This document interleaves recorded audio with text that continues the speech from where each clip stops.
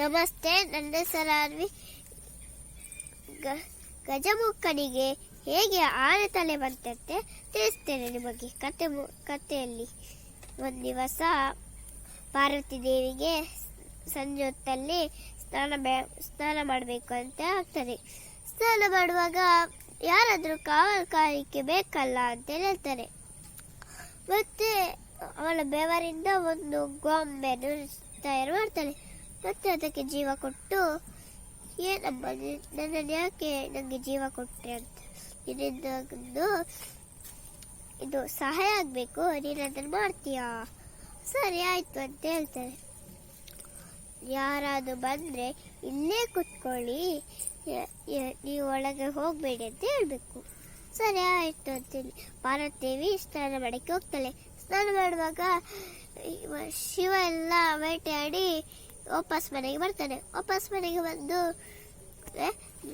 ನಾನು ಇರುವಾಗ ಈ ಹುಡುಗ ಇರಲಿಲ್ಲ, ಇದು ಯಾರು ಹೊಸ ಹುಡುಗ, ನಾನು ಬೇಟೆಯಾಡಿ ಸುಸ್ತಾಗಿ ಬಂದಿದ್ದೀನಿ ಅಂತ ಇಬ್ರಿಗೂ ಜಗಳ ಆಗ್ತದೆ. ಜಗಳಾಗಿ ಕೊನೆಗೆ ಶಿವನದ್ದು ತ್ರಿಶೂಲನ್ನು ತೆಗೆದು ಅವನ ಕತ್ತನ್ನೇ ಕತ್ತರಿಸಾಕ್ಬಿಡ್ತಾನೆ. ಕತ್ತೊಂದಲ್ಲಿ ಇದೆಲ್ಲ ಅಲ್ಲಿ. ಆಮೇಲೆ ಈ ಪಾರ್ವತಿ ಈ ಶಬ್ದಕ್ಕೆ ಓಡ್ಕೊಂಡು ಬರ್ತಾಳೆ.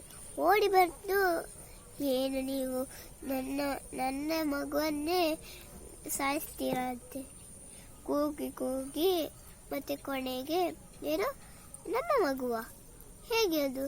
ನಾನೇ ಬೆವರಿಂದ ಮಾಡಿರೋ ಈ ಮಗು, ಯಾರದು ಕಾವಲು ಕಾಯಕ್ಕೆ ಬೇಕಲ್ಲ ಅಂತೇಳಿ ಮಾಡಿರೋ ಮಗಿದು, ಮತ್ತೆ ನನಗೆ ಈಗಲೇ ಬೇಕು ಈ ಮಗು ಅಂತೇಳಿ ಹಠ ಮಾಡ್ತಾಳೆ.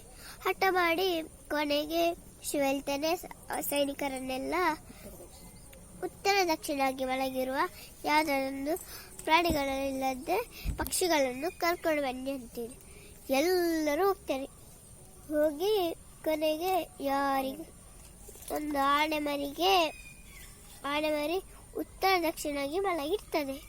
ಮಲಗಿರುವಾಗ ಅದರ ತಲೆ ತಗೊಂಡು ಬಂದು ಅದು ಆ ಹುಡುಗನಿಗೆ ಇಟ್ಟು ಅದಕ್ಕೆ ಪುನಃ ಜೀವ ಕೊಡ್ತಾರೆ. ಇಲ್ಲಿಂದ ನನ್ನ ಕತೆ